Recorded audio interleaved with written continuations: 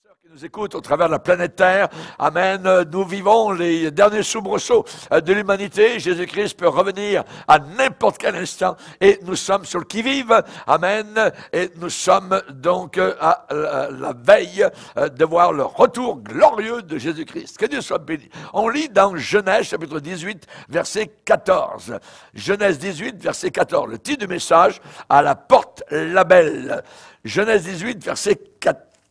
18-14, nous lisons, y a-t-il rien qui soit étonnant de la part de l'Éternel? Au temps fixé, je reviendrai vers toi à cette même époque et Sarah aura un fils. Ce qui était impossible puisqu'elle avait 90 ans. Donc, voilà ce que le Seigneur, par ses envoyés, un ange déclare. Y a-t-il rien qui soit étonnant de la part de l'Éternel? Et nous allons aller maintenant dans Jérémie, si vous voulez bien, dans Jérémie 32, Jérémie chapitre 32, et nous lisons particulièrement verset 17. Jérémie s'exclame devant le Seigneur, et il dit, « Ah, Seigneur éternel, voici, tu as fait les cieux et la terre par ta grande puissance et par ton bras étendu. Rien n'est étonnant de ta part. » Et nous terminerons la lecture par le verset 27 du même chapitre de Jérémie.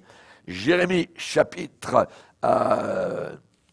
32 et le verset 27. « Voici, je suis l'Éternel, le Dieu de toute chair. Y a-t-il rien qui soit étonnant de ma part? » Seigneur, nous sommes devant toi.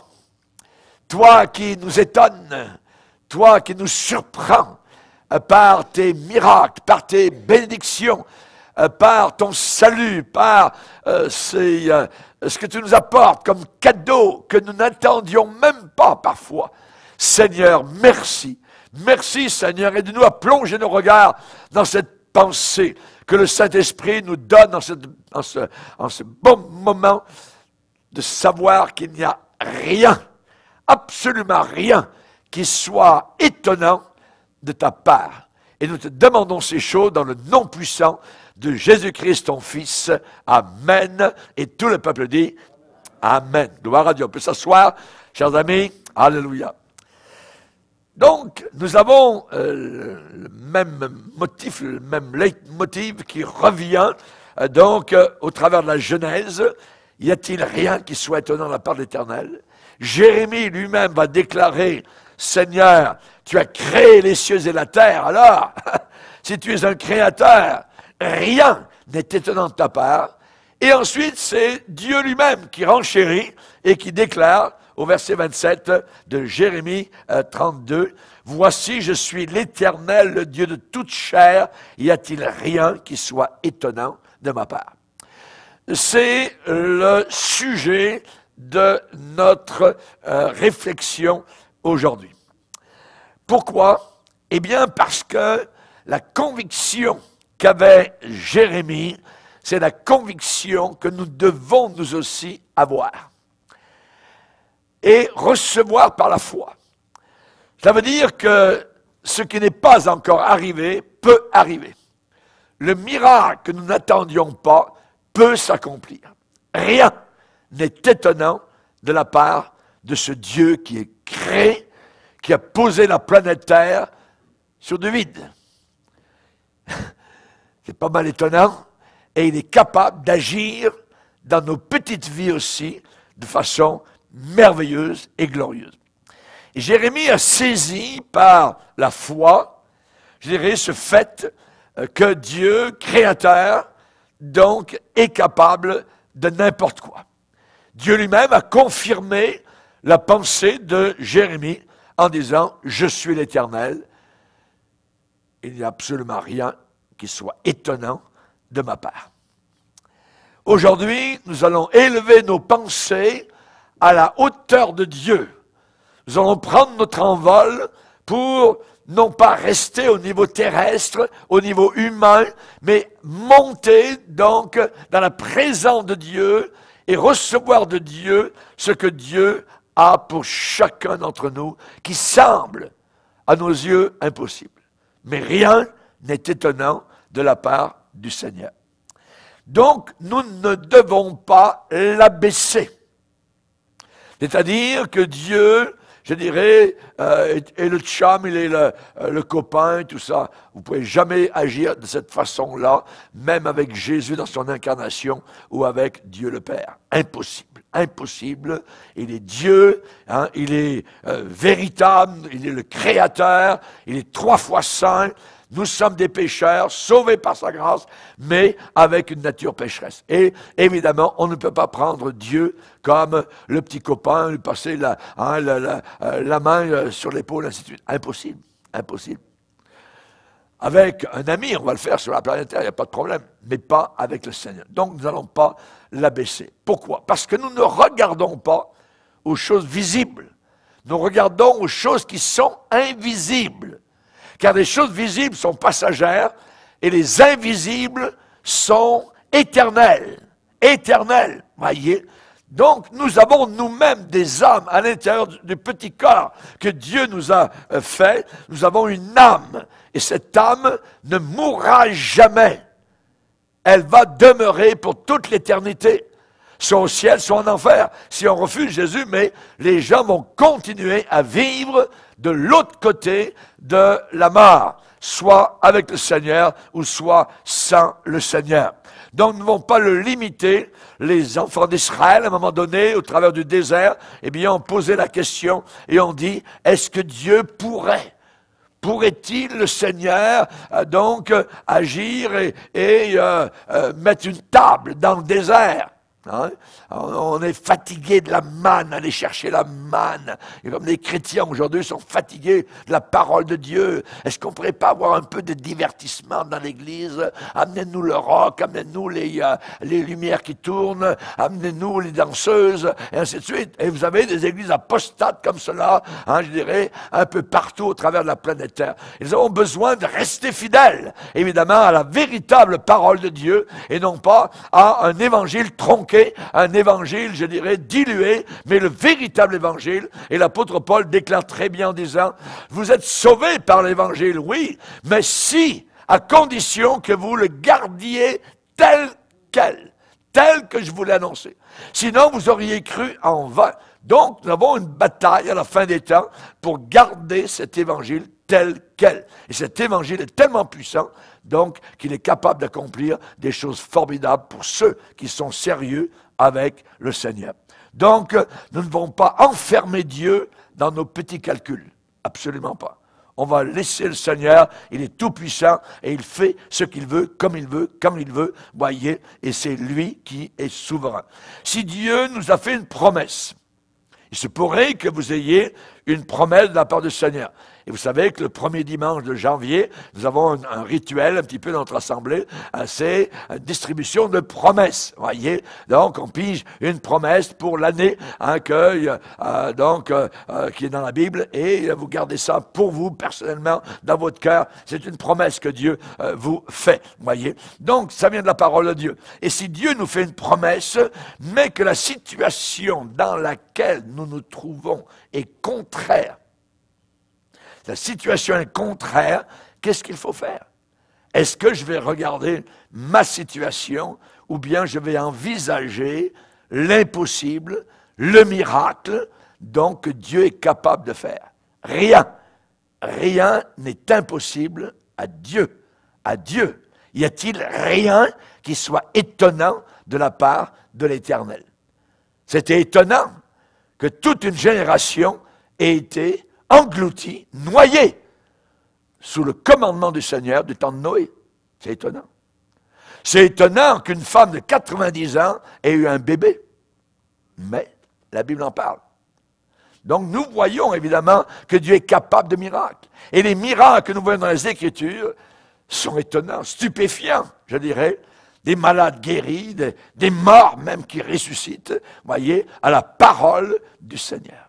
Donc, nous ne devons pas limiter le Seigneur. La Bible déclare, il y a des promesses merveilleuses, et nous devons les croire. La Bible dit au psaume 103, hein, c'est lui qui pardonne toutes tes iniquités. C'est lui qui guérit toutes tes maladies. C'est lui qui délivre ta vie de la tombe, de la fosse. C'est lui qui te couronne de bonté et de miséricorde. C'est lui qui rassasie de bien ta vieillesse, qui te fait rajeunir comme l'aigle. Donc c'est lui, c'est lui, c'est lui, c'est lui. C'est pas toi, c'est pas ta gymnastique, c'est pas tes vitamines. Non, laisse faire. Voyez, c'est Dieu. Voyez, je ne suis pas contre les vitamines, je ne suis pas contre un peu de sport, j'en fais, mais c'est pas ça qui est important. C'est lui. C'est lui. Hein? Donc, y a-t-il rien qui soit étonnant de la part de l'Éternel? Donc, quelqu'un va dire, ah, cette personne ne changera jamais. Vous voyez, elle ne viendra jamais au salut, c'est impossible. Ça. Le Seigneur est capable de l'amener au salut. Pourquoi? Parce qu'il n'y a rien d'impossible au Seigneur. Y a-t-il rien qui soit étonnant de la part de l'Éternel? Le Seigneur a dit, je suis venu pour sauver des pécheurs. Et le pécheur peut être ancré solidement depuis des années dans l'incrédulité. Ça ne veut rien dire. La puissance de la prière derrière une personne est capable de faire en sorte que la personne va venir au pied de la croix, se repentir de ses péchés et être sauvée. Ça, c'est un miracle. Pourquoi? Parce qu'il n'y a-t-il rien qui soit étonnant de la part de l'Éternel. Alléluia. Gloire au Seigneur. Que Dieu soit glorifié. Jésus a dit, je suis venu pour guérir les malades. Il peut guérir et il veut guérir. Même si la personne actuellement est en danger ou a été abandonnée par la science médicale. Le Seigneur, il va au-dessus, évidemment, de tout ce que la situation, de ce que les hommes peuvent déclarer comme diagnostic. Dieu n'a pas dit son dernier mot. Et là, nous avons dans la parole de Dieu quelques exemples que je vais vous nommer donc aujourd'hui. Un jour, Jésus était dans une maison en train de prêcher et soudain, des morceaux de plafond commençaient à tomber. Et là, tous les gens, c'était rempli la maison de gens. Ils ont tous regardé en haut. Et voilà que soudain, c'est le plafond qui tombait. Pourquoi? Parce qu'il y avait des hommes qui étaient sur le toit et qui étaient en train de défaire le plafond parce qu'ils avaient amené un ami et ils croyaient que Jésus était capable de le guérir. C'est un homme paralytique, voyez. Arrivé à la porte, la maison était tellement pactée de gens, tellement les gens étaient debout les uns contre les autres, quasiment ils se tenaient debout tout seuls parce que c'était tellement serré, voyez. Et ils se sont dit, qu'est-ce qu'on fait? Hein? Ils étaient à la porte, on ne peut pas amener notre ami proche de Jésus, donc ou bien on le ramène à la maison et il va rester paralytique, ou bien on fait autre chose. Qu'est-ce que vous en pensez, les gars? On va défaire le toit. On va défaire le toit, on va monter par l'escalier extérieur, et les toits sont plats au Moyen-Orient, généralement. Et là, ils ont commencé à défaire. Peut-être qu'ils se sont dit, ouais, c'est pas grave, on payera le prix des réparations. Et ils ont commencé à descendre. Donc, il y a 4 ficelles, 4 visages qui ont apparu là, aux 4 coins du trou, et ils ont descendu leur ami, donc jusqu'au pied de Jésus. Et là, tout le monde a commencé à se taire. Silence. Qu'est-ce qui se passe? Qu'est-ce que Jésus va faire? Et là, Jésus parle. Et il parle à cet homme qui est sur ce grabat. Et il va lui dire, tout le monde écoute, les gens religieux sont là aussi, tes péchés sont pardonnés. Oh, murmure parmi les gens, la foule, il se prend pour qui? Ce rabbi, ce Jésus de Nazareth. Personne ne peut pardonner les péchés. Tes péchés sont pardonnés. Il pardonne les péchés. Mais il n'y a que Dieu qui est capable de pardonner les péchés. Et ils avaient raison. Parce qu'il n'y a que Dieu. Mais Jésus était Dieu. Et il avait la capacité et le pouvoir de pardonner les péchés. Et connaissant évidemment ce qui se passait dans le cœur des personnes et le genre de pensée qui circulait dans leur tête, Jésus leur a dit, vous pensez que je blasphème? pour que vous sachiez que sur la terre, le Fils de l'homme a le pouvoir de pardonner les péchés. Qu'est-ce qui est plus facile? De dire tes péchés sont pardonnés ou de dire à ce paralytique, lève-toi et marche? Entre les deux. Après vous? Ouais. Ils avaient la bouche bée, bouche fermée. Oui. Et Jésus, regardant le paralytique, lui dit, toi, tes péchés sont pardonnés. Lève-toi maintenant, debout. Et ce paralysé commence à faire des gestes qu'il n'a jamais fait. Ses pieds deviennent fermes. Il est sorti du grabat et il est devant Jésus, debout, en pleine santé. Ça prouve que Jésus a le pouvoir de pardonner les péchés. Je ne peux pas pardonner votre péché. Aucun pasteur ne peut pardonner votre péché. Aucun pape, aucune sous-pape, aucun évêque, archevêque ne peut pardonner vos péchés. Aucun curé. Il n'y a que Jésus. Il n'y a que Jésus. C'est lui qui a le pouvoir de pardonner les péchés. Et c'est la raison pour laquelle, quand vous sortiez du confessionnal, eh bien, qu'est-ce que tu as fait comme péché? Ouais, ben, j'ai mangé un peu trop de confiture. Bon, mon petit gars, dis un petit mensonge. Ah ouais, ok. Va dans l'église, tout ça, puis tu diras, je vous salue Marie, puis c'est quoi cette affaire-là? Ouais. On continuait à avoir, évidemment, cette nature pécheresse, il n'y avait rien qui changeait. Ça, c'est la religion. C'est une invention humaine. Et il n'y a que Jésus qui a la capacité de pardonner nos péchés. Et quand nous lui avons donné nos vies, nous avons remarqué que soudain, il y a quelque chose qui s'est passé. Il y a un fardeau qui a disparu, il y a une légèreté, on se sent poids-plume. Alléluia. Quand on est venu vers le Seigneur et qu'on a abandonné totalement notre vie entre ses mains. Ça, c'est le salut. Ça, c'est le pardon de Jésus-Christ. Et là, donc, pour les convaincre que c'est lui qui avait le pouvoir de pardonner les péchés, Jésus a guéri donc cet homme. La puissance de Dieu a pénétré ce corps infirme et instantanément, il s'est mis à marcher. Tous, la Bible dit, étaient dans l'étonnement et on dit, nous n'avons jamais rien vu de pareil. Dans l'étonnement. Mais y a-t-il rien qui soit étonnant de la part de l'Éternel? Et les témoins qui ont vu ce qui s'était passé dans cette maison, cette soirée-là, sont retournés chez eux en disant, nous avons vu aujourd'hui des choses étranges. Des choses étranges. Ils étaient dans l'étonnement. Ils n'étaient pas habitués à voir cela. Et nous sommes étonnés, nous, quand la puissance de Dieu se manifeste. Mais nous devrions être étonnés quand elle ne se manifeste pas. C'est ça.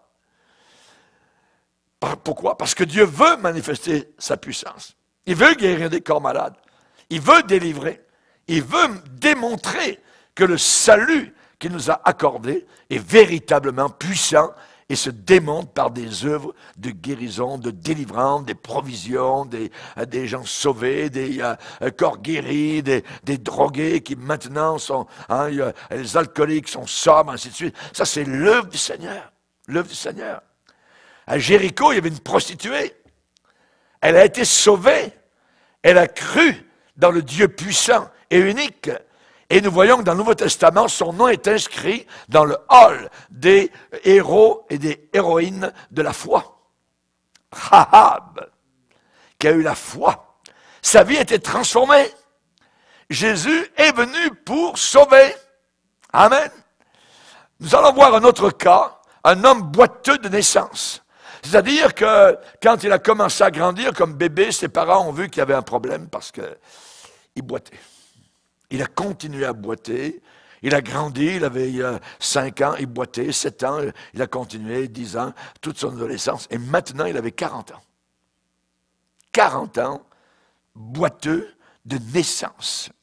Et là, particulièrement, les amis de cet homme infortuné avaient, je dirais, tout fait en leur pouvoir pour l'aider, que faisait-il? Voyez? Eh bien, jour après jour, peut-être qu'il le lavait, peut-être qu'il l'habillait, peut-être qu'il le nourrissait, peut-être que, il le portait, il l'apportait, il était boiteux de naissance, voyez, et il le plaçait à un endroit juste au temple, devant la porte appelée la belle porte magnifique, voyez. Donc, il le posait là, et peut-être que le soir, au coucher du soleil, eh bien, ils allaient le chercher et le ramenaient chez lui. Et pourquoi? Eh bien, parce que là, cet endroit-là, il est à peu près certain qu'elle allait recevoir des aumônes, que les gens qui entraient dans le temple pour adorer Dieu lui donneraient donc des petites oboles et des choses semblables. Donc, on voit à partir du moment que cet homme était sûr d'avoir la sympathie des adorateurs qui venaient, donc qui entraient dans ce lieu sacré. Et dans la Bible, il y avait une clause particulière dans l'Ancien Testament qui disait que toute personne difformée ou boiteux ne pouvait pas être admis à l'intérieur dans le temple. Et c'est la raison pour laquelle jamais ils ne l'ont amené passer la porte, la belle. Ils le gardaient à l'extérieur de la porte, la belle, pour faire l'aumône. Donc ses amis avaient persévéré pendant des années dans ce bénévolat, dans ce travail bénévole, parce qu'il avait 40 ans lorsque sa guérison a eu lieu. Et ils ne l'ont jamais guéri, ses amis. Ce qui veut dire quoi? C'est que tous les efforts humains valent zéro. Tous les efforts humains valent zéro. La main humaine, c'est zéro. Zéro.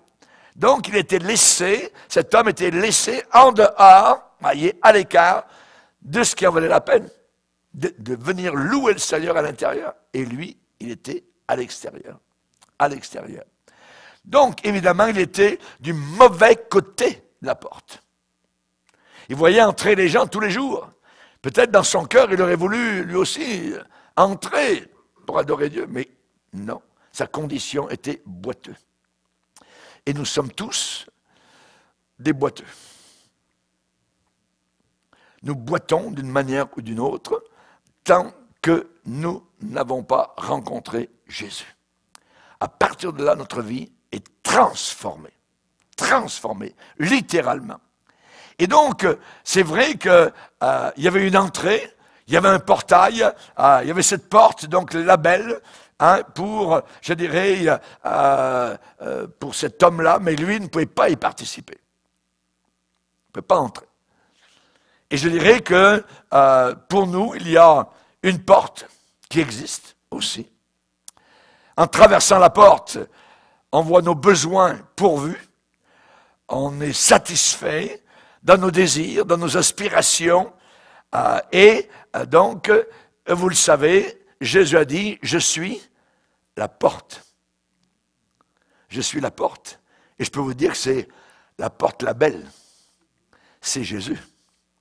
Et nous sommes placés à l'extérieur, dans notre état de boiteux. Et je dirais que ce qui se passe, c'est que le Seigneur a dit, si quelqu'un entre, je suis la porte. Si quelqu'un entre par moi la porte, il sera sauvé. Sauvé. C'est le seul moyen, Jésus, la porte, pour être sauvé. Il est dit que ses amis le plaçaient tous les jours à la porte du temple à Jérusalem. Il était là, mais jamais il pouvait entrer à l'intérieur. Et sa condition de souffrance, eh bien, c'est exactement l'état de l'homme qui n'est pas sauvé. L'homme irrégénéré, l'homme religieux peut-être, mais perdu, ou le païen, littéralement, c'est sa condition. Il est boiteux, il ne peut pas marcher, et il est juste à la porte, mais il ne peut pas entrer. Et ses amis ne peuvent rien faire de plus pour lui. Alors il commande, il cherche. Oui. Et donc, nous sommes tous, avant d'être sauvés, dans cet état, en dehors de la belle porte. La Bible déclare ce que nous sommes, avant d'être sauvés. Privés du droit de cité. Éphésiens chapitre 2. étrangers aux alliances de la promesse. Nous sommes sans espérance. Nous n'avons aucune espérance après la mort. Nous sommes éloignés de Dieu. Nous sommes plus que cela, sans Dieu dans le monde. Voilà notre situation avant d'être sauvés. Qu'est-ce qui arrive? Eh bien, c'est qu'on se nourrit de ce qui ne nourrit pas. Et ça mène à zéro. Pourquoi? Parce que le Seigneur a dit, l'homme ne vivra pas uniquement de pain naturel, mais de toute parole qui sort de la bouche de Dieu. Ça, c'est une nourriture spirituelle. Mais comme on ne s'en nourrit pas, alors qu'est-ce qu'on fait? Exactement ce que le prophète Isaïe déclare, hein, on se repaît de cendre. On mange de la cendre, de la poubelle. Et on pense que cela va nous rendre heureux. Mais en mangeant cela, on est empoisonné. On invente des statues et par exemple, le bûcheron s'en va dans la forêt, il coupe un arbre et il voit un beau morceau de bois, tout ça, hein, il le coupe en moitié et donc il prend une moitié, il le fend, il fait des bûches et il met ça au feu pour se chauffer et il est devant son petit feu et il dit « Ah, je me réchauffe, ça fait du bien ». Et l'autre moitié de bois, il commence à le sculpter.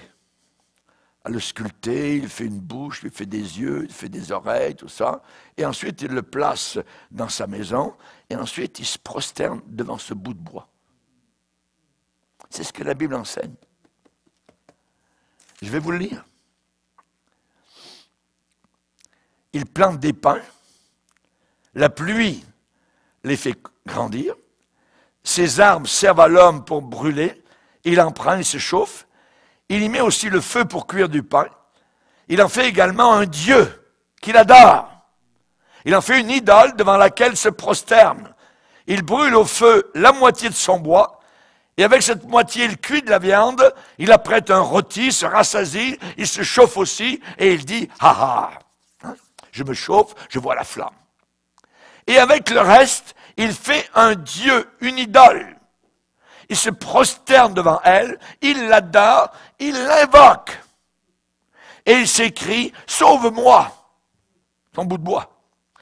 Et Dieu de déclarer, ils n'ont ni intelligence, ni compréhension, car on leur a fermé les yeux pour qu'ils ne voient pas.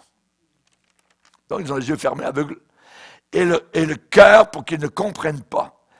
Cet homme ne rentre pas en lui-même et il n'a pas ni l'intelligence ni le bon sens de dire « J'en ai brûlé une moitié au feu, j'ai cuit du pain sur les charbons, j'ai rôti de la viande, je l'ai mangé et avec le reste, je ferai une abomination.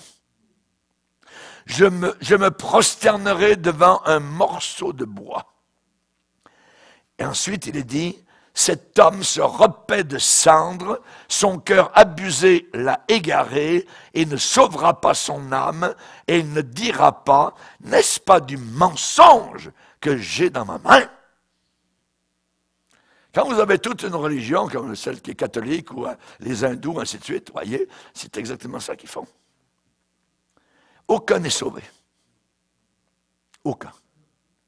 Pourquoi? Eh bien, il faut relire ce que la Bible dit dans Ésaïe 44. La Bible parle que sa statue, tout ça, c'est une abomination. Ce sont des cendres. C'est un morceau de bois. Voyez? Donc, on parle à du bois. Et là, particulièrement, donc, nous avons un égarement total. Pourquoi? Parce que Dieu est esprit. Et il faut que ceux qui lui parlent, ceux qui l'adorent en esprit, avec le Saint-Esprit. Mais comme ils n'ont pas le Saint-Esprit dans leur cœur, donc ils ne sont pas sauvés. Si quelqu'un n'a pas l'Esprit de Dieu avec lui, il n'est pas sauvé. Comment faire pour avoir l'Esprit de Dieu? Se repentir de nos péchés, venir au pied de la croix et lui demander pardon. Le moment où je demande pardon, Seigneur, sauve-moi, pardonne-moi mes péchés, mon égarement, je ne connaissais pas, j'étais dans l'ignorance. Le Saint-Esprit entre dans votre cœur et vous devenez ce que vous n'étiez pas auparavant, un enfant de Dieu. Auparavant, vous étiez une créature de Dieu. Maintenant, vous êtes devenu un enfant de Dieu. Alléluia. Ça, c'est différent. Amen. Mais c'est la vérité. Gloire au Seigneur. Donc, évidemment, beaucoup de gens sont encore à la porte Labelle, à l'extérieur. Ils sont à l'extérieur. Et on peut avoir été porté là par la volonté, par des amis jusqu'au portail, mais nous ne pouvons pas entrer. Parce que nous ne sommes pas sauvés. Comment Jésus vient-il vers nous? Eh bien, particulièrement, Jésus vient au travers de deux de ses représentants, Pierre et Jean. Pierre montait au temple à l'heure de la prière et le boiteux, comme d'habitude, demande l'aumône. L'aumône pour un pauvre boiteux, l'aumône, s'il vous plaît. Voyez, les gens rentrent donc à l'heure de la prière à 15h l'après-midi. Et le boiteux demande l'aumône. C'est une pauvre prière, mais cependant, c'est une prière. Et Dieu entend, je dirais, la prière d'un cœur qui est sincère. Parce que Jésus a dit, demandez et vous recevrez. Frappez et l'on vous ouvrira. Hein? Et donc, cherchez et vous trouverez. Et vous trouverez. Oui. Donc, tous ceux qui demandent, même si c'est imparfaitement, reçoivent. On peut aller à l'église, on peut être cultivé, on peut avoir un grand nom, on peut être beau, mais on est en dehors. On est en dehors. Et j'étais en dehors, moi-même. La première fois que j'ai entendu parler du Seigneur, c'était à Oslo, en Norvège. Et pendant 3 ans, j'ai cherché autour de la planète Terre, au travers des navires, au travers des océans. J'étais marin. Et donc, je n'ai pas trouvé jusqu'au jour où moi-même, je me suis trouvé personnellement pécheur. Et c'est Socrate, le philosophe grec, qui disait « Connais-toi toi-même, notis et automne ».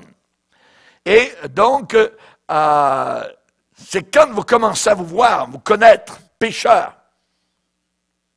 C'est vrai, je suis un pécheur. C'est à ce moment-là que le Seigneur commence à agir.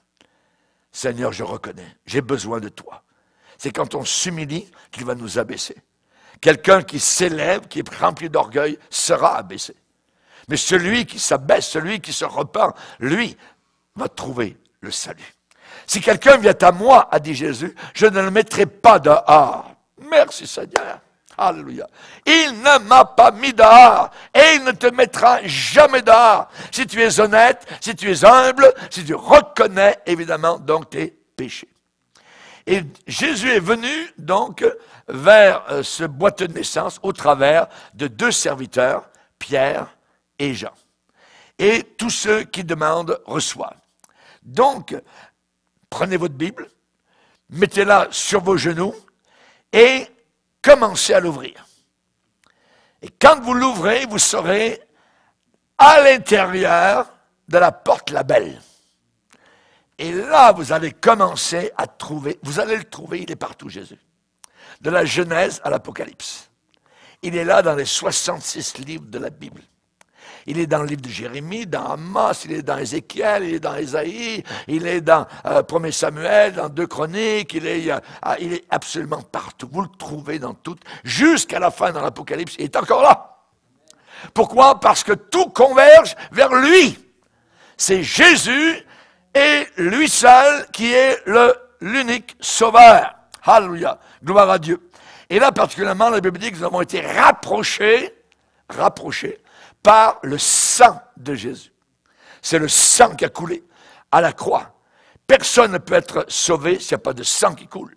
C'est le sang de Jésus qui nous a libérés, qui nous a rapprochés. Et à partir de là, nous avons eu une vie transformée.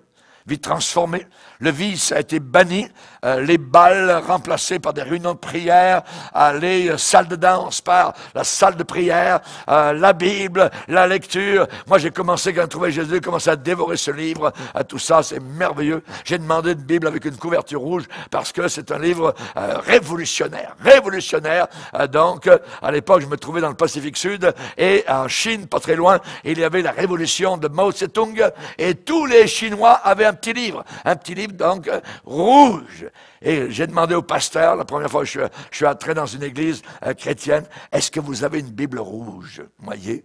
Et il y en avait une, je l'ai achetée, et j'ai commencé à la lire sur le bateau, la nuit, le jour, quand je pouvais. J'ai dévoré ce livre, les histoires d'Abraham, d'Isaac, de Jacob, merveilleux, tout ça. Je comprenais rien en Lévitique, j'ai passé un petit peu vite là-dessus. Je suis allé un peu plus loin, mais donc je dévorais ce livre, l'évangile de Jean, magnifique, la divinité de Christ. Alléluia. Ce livre, Jean, a été écrit afin que vous sachiez que Jésus est le Fils de Dieu, qu'il est Dieu le Fils. Alléluia. J'ai lu la première épître de Pierre. À la fin de la première épître de Pierre, Pierre il nous dit pourquoi cette épître a été écrite. Et il va dire, eh bien, je vous ai écrit ce peu de mots pour vous exhorter et pour vous attester que la grâce de Dieu à laquelle vous êtes attachés, c'est la véritable. Vous êtes dans le véritable. Vous êtes dans le vrai. Hein? Et là, au travers des épreuves, vous pouvez vous poser des questions. Le diable a un peu essayé de vous mentir. Restez là. Restez dans ce livre. Hein? C'est la grâce de Dieu, c'est la véritable. Vous exhortez pour vous attester que la grâce de Dieu à laquelle vous êtes attachés est la véritable. Merci Seigneur. Merci Seigneur. Et là, donc, on voit que Pierre et Jean ont dit simplement, regarde-nous. Regarde-nous. Voyez. C'est important où vous regardez. C'est important même ce que vous regardez. La puissance du regard. Parce que ce que vous regardez amène quelque chose dans votre corps et dans votre âme. Et ça vous change dans ce que vous regardez. Vous devenez comme la chose que vous regardez. Ceux qui regardent aux idoles, par exemple, puisqu'on a parlé tout à l'heure des idoles, eh bien, dans le psaume 115, il y a quelque chose de merveilleux. Ce psaume 115 est précieux pour moi. Pourquoi? Parce qu'un jour, j'étais en mission à Rimouski, et donc, toute la fin de semaine, j'étais tout seul. Et à la dernière réunion, un dimanche soir, qu'est-ce que je vois arriver? Mon épouse. Elle a fait tout le chemin depuis Québec, on habite à Québec à cette époque-là. Elle est venue, donc, toute seule, de Québec jusqu'à Rimouski, et elle entre dans l'église. Et quand j'ai commencé à prêcher, j'ai dit, j'ai une belle surprise, frères et sœurs de Rimouski, à vous dire, c'est que mon épouse est parmi nous, elle m'a fait une surprise inimaginable, elle est venue jusqu'à moi depuis la ville de Québec, pour cette dernière réunion. Je vais la faire venir en avant, elle va vous dire quelques mots. Et je me rappellerai tout le temps, je ne me rappelle plus ce qu'elle a dit, mais elle a cité un verset, au travers de son allocution, courte allocution. Et elle a cité dans le psaume 115, non pas à nous, Éternel, non pas à nous, mais à ton nom donne gloire. Paf. Non pas à nous, Seigneur, non pas à nous, mais à ton nom donne gloire, à cause de ta bonté, à cause de ta fidélité. Le psaume 115. Et je me rappelle de ce psaume à cause de cette chose qui est arrivée, mais aussi parce que c'est un psaume qui parle des idoles. Et les idoles, il est dit, elles ont une bouche, ne parlent pas. Elles ont des yeux, ne voient pas, des oreilles n'entendent pas, un nez ne sent pas, des mains ne touchent pas, des pieds ne marchent pas, il faut les porter. Elles ne produisent aucun son dans leur cosier, et la Bible ajoute, ils leur ressemblent ceux qui les fabriquent. Ils leur ressemblent ceux qui les fabriquent, ceux qui les adorent. C'est-à-dire que les gens qui regardent vers les idoles, ils ont des yeux comme l'idole et ils ne voient pas. Ils ont des oreilles et n'entendent pas. Ils deviennent comme ce qu'on regarde. Et c'est la raison pour laquelle, quand Pierre et Jean ont dit au paralytique, « Regarde-nous! Regarde-nous! » Donc, l'homme, oui, était très attentif. Il a regardé à Pierre et à Jean. Donc, la puissance du regard. Quand vous regardez au crucifié, à la croix, il y a quelque chose built-in à l'intérieur du message de la croix. Vous recevez de la vie.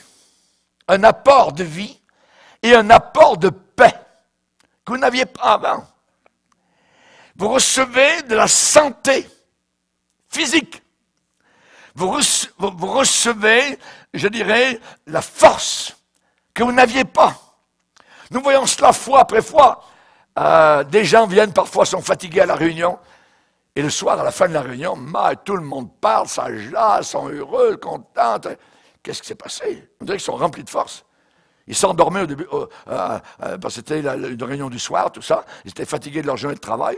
Et ils repartent le soir, à 9h30, 10h, remplis de joie, remplis de paix, parce que la parole de Dieu est rentrée dans leur cœur, ils l'ont entendue, et au travers de la réunion, on a regardé au crucifié. J'ai essayé, comme pasteur, d'élever la personne de Jésus, et nos regards vers Jésus amènent cela. La force, la paix, la santé, la joie, gloire à Dieu. Quelque chose d'inimaginable. Le regard. Voyez, rappelez-vous dans l'Ancien Testament, lorsqu'il y a eu parmi le peuple d'Israël des murmures. Le peuple, c'était 3 millions, n'oubliez pas, dans le désert. Et il a commencé à avoir des murmures contre Moïse. Moi, lui, c'est lui qui nous guide, ça, la manne tout le temps. Et le Seigneur les a jugés. Il les a jugés parce que Dieu les bénissait. Hein? Et donc, il a commencé à envoyer des petits serpents. Des petits serpents sont venus, ont piqué les gens, piqué les enfants, voyez, et il commençait à avoir des morts. Dieu n'aime pas beaucoup les murmures. Ouais. Et Moïse est allé devant le Seigneur. Moïse, comme conducteur, Seigneur, qu'est-ce qu'il faut faire?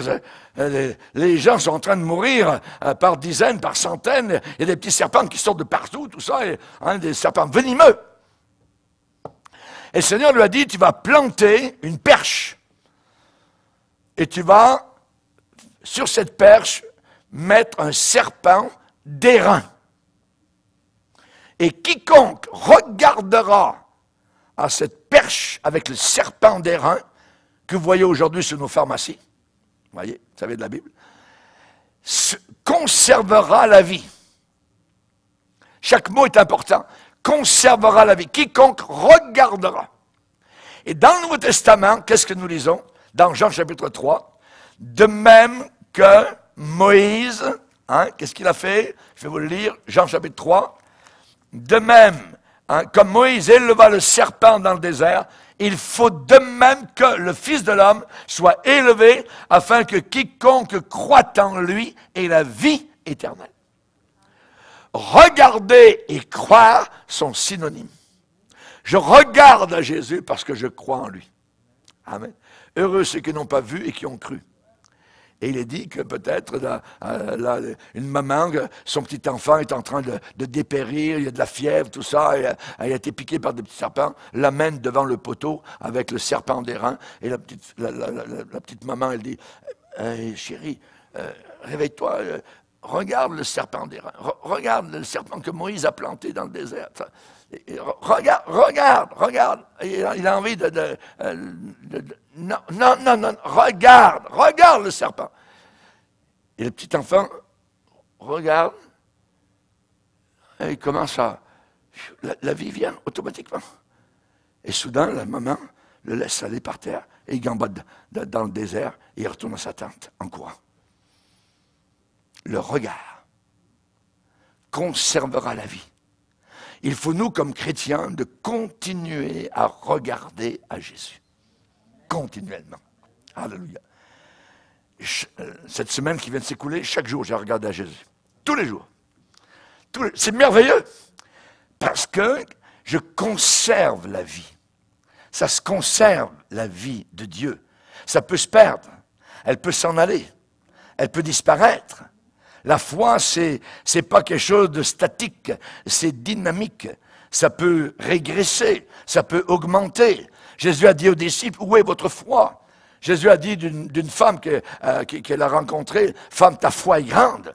La foi peut progresser, la foi peut baisser. Il faut l'entretenir continuellement. Voyez? Donc le regard, regarde-nous. Et la Bible dit que le paralytique les regardait attentivement. Attentivement. Donc, il regarde et il s'attend à recevoir de l'argent. Il regarde, il est habitué, ça fait des années qu'il a un petit peu d'argent. Il s'attend Donc, il ne pouvait pas être désappointé. Il ne pouvait pas être déçu. Et vous non plus. Si vous continuez à regarder à Jésus. Il faut regarder absolument à Jésus. Il faut fixer, je dirais bolter, nos regards, les verrouiller sur le Seigneur. Regardez et attendez-vous à quelque chose de la part du Seigneur. Vous ne serez jamais désappointé. Que ce soit pour le salut, ça a été le premier regard vers Jésus. Pour le baptême dans le Saint-Esprit, il faut regarder vers Jésus. Pour avoir, je dirais, une guérison dans notre corps, il faut regarder encore à Jésus, et ainsi de suite. Vous voyez? Pierre et Jean ont dit, on a un petit problème, c'est que toi, tu t'attends à recevoir de l'argent. Mais je n'ai ni or, ni argent. Et mon collègue, Jean, c'est pareil, je n'ai ni or, ni argent. Mais ce que j'ai quelque chose d'autre, qui est plus fort que l'argent. Ce que j'ai, je te le donne. Au nom de Jésus-Christ, lève-toi, marche. Imaginez, cet homme sent dans son corps, amen, comme des ressorts, amen, qui sont en train de sauter dans ses jambes pour la première fois de sa vie.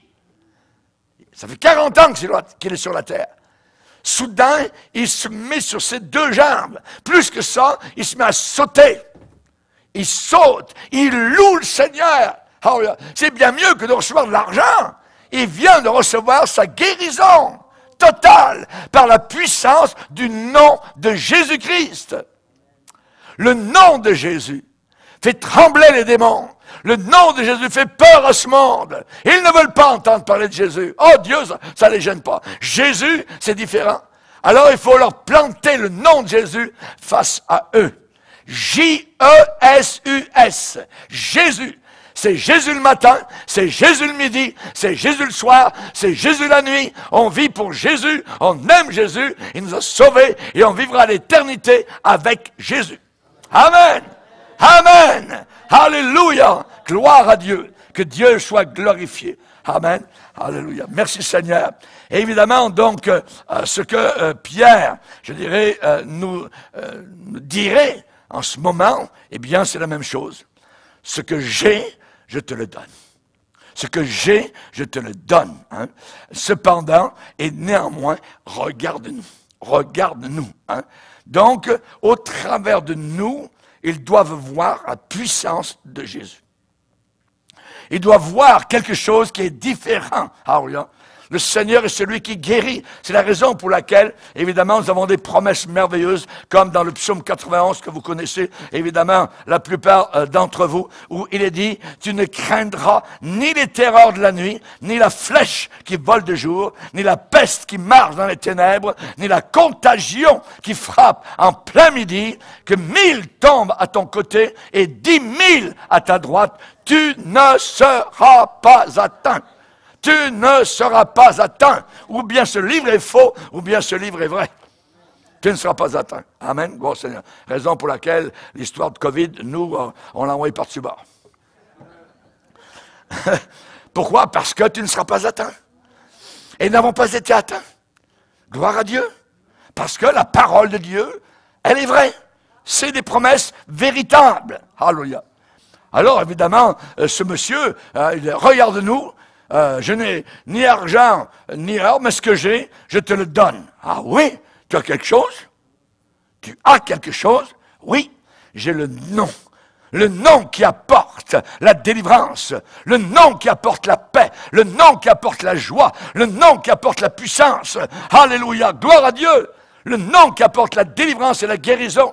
Et David, lorsqu'il a marché, plus que ça, a couru devant Goliath, il dit, toi tu viens contre moi avec ton épée, mais moi je viens contre toi avec le nom de l'Éternel.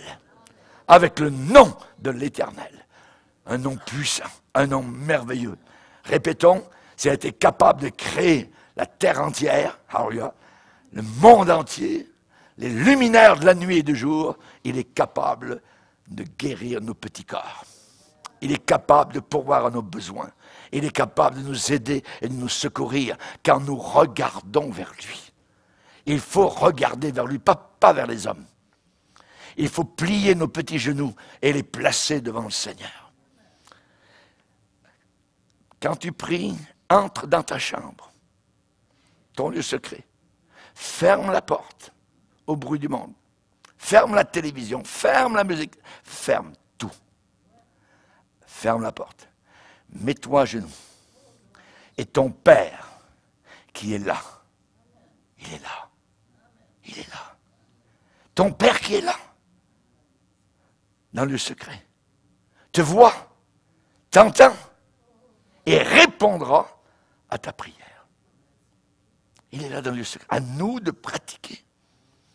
Ouais, mais pasteur, il fait froid, tout ça. Moi, j'ai envie d'aller dehors. On va dehors. Ce matin, il faisait moins 18.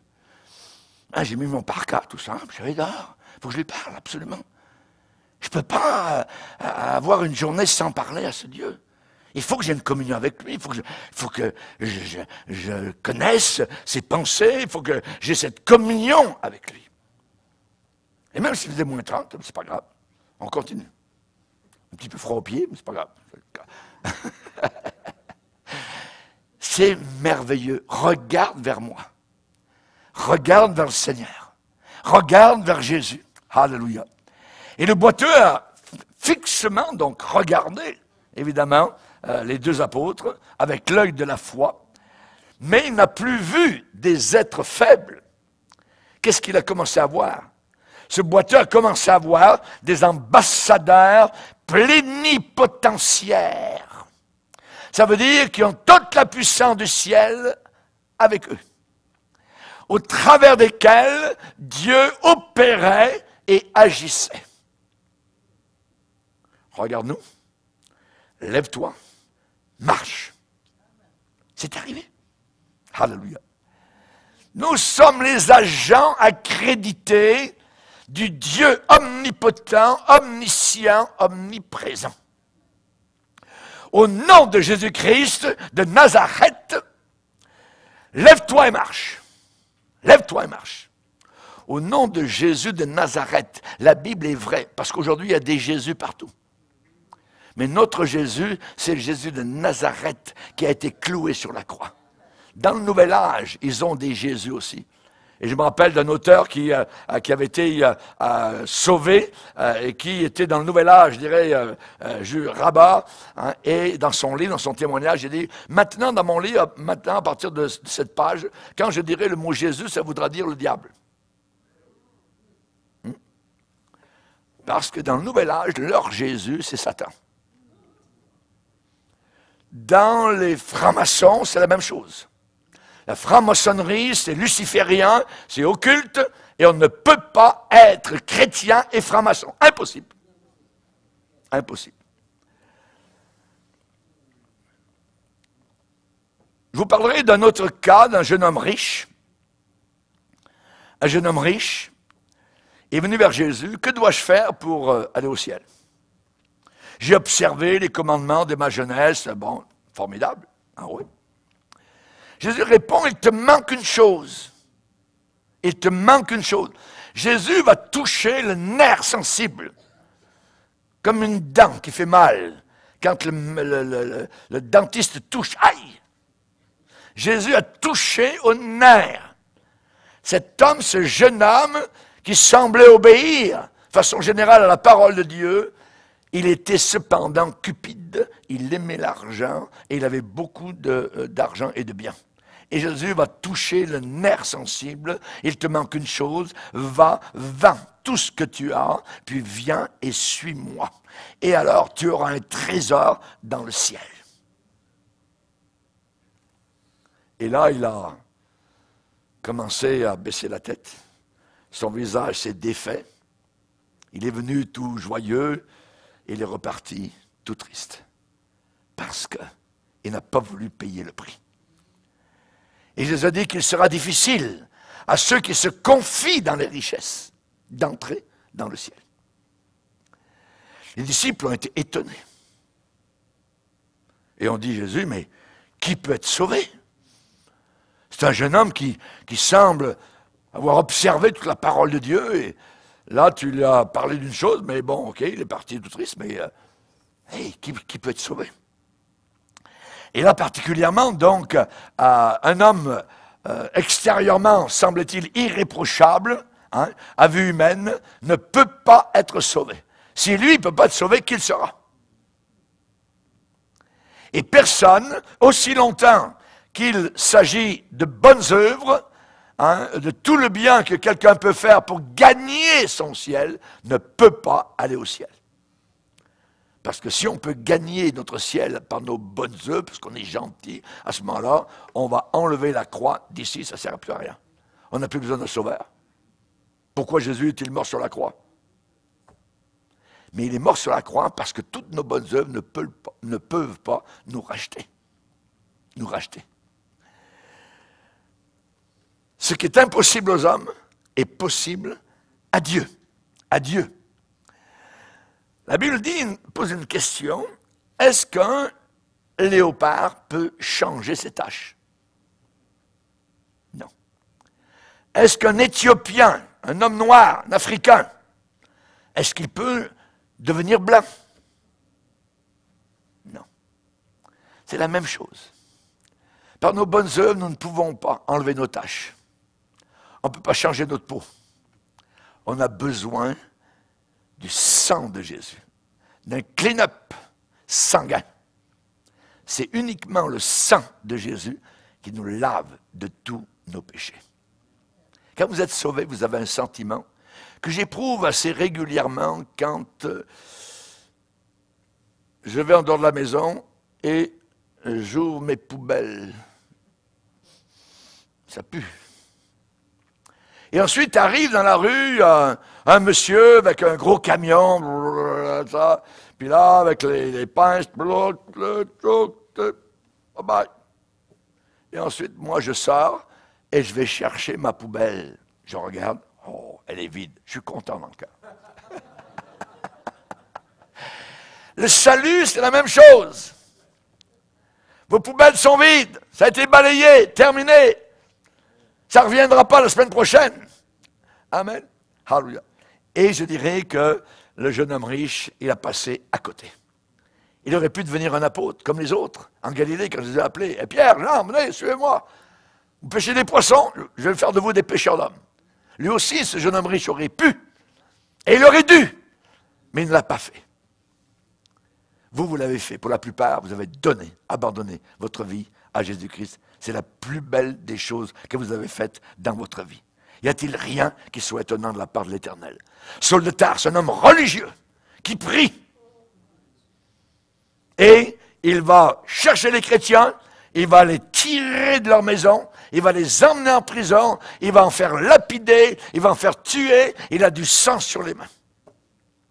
Et un beau jour, à Damas, les chrétiens sont là et disent, hein? Est-ce que c'est bien lui? Il prêche Jésus? N'est-ce pas lui qui persécutait nos frères et sœurs, qui a fait tuer un tel et un tel? Mais il a été transformé, changé radicalement, de bout en bout, par la puissance du Saint-Esprit. Y a-t-il rien qui soit étonnant de la part de l'Éternel? Quand nous avons été missionnaires avec les Indiens au nord du Québec, à Chibougamau, il y avait un homme sur la réserve à Mistassini qui faisait un grabuge inimaginable, était sous, c'était un bagarreur, il amenait évidemment donc la panique, je dirais, sur la réserve. Et quand nous sommes arrivés, nous avons été escortés par la police. Et qui conduisait le char de police? Harry Authorized. L'ancien brigand qui cassait les vitres, vous voyez, qui était bagarreur, tout ça, rempli d'alcool, maintenant policier. On lui a posé la question. Monsieur le policier, qu'est-ce qui vous est arrivé? J'ai été sauvé par le sang de Jésus. Alléluia. Gloire à Dieu. Transformé, littéralement, puisque le changement a été reconnu même par les autorités policières. Si Dieu est capable de changer un alcoolique bagarreur en policier, il est capable de changer n'importe qui. Amen. Baissons nos têtes et prions. Seigneur, merci. Merci pour ta bonté. Merci pour ta grâce. C'est nous, Seigneur, les boiteux à la porte. Mais un jour, quelqu'un est arrivé, nous a parlé d'évangile, et nous sommes entrés dans le temple. On a sauté de joie, on est entré en ta présence, Seigneur. Nous avons été libérés par la puissance du Saint-Esprit. Nos liens ont été cassés, pulvérisés par ton amour et ta grâce. Nous te bénirons à jamais pour la croix, pour le calvaire. À toi, Seigneur, soit la puissance. Que ton nom soit révéré, que ton nom soit adoré, que ton nom continue à faire des guérisons, Seigneur, des prodiges parmi ceux qui en ont tellement besoin dans ces derniers jours. Tu es le seul qui nous a véritablement aimés jusqu'au bout de ton sang. À toi soit toute la gloire, dans le nom puissant et merveilleux de Jésus. Amen. Et tout le peuple dit Amen. Gloire à Dieu. Levons-nous ensemble devant le Seigneur. Alléluia.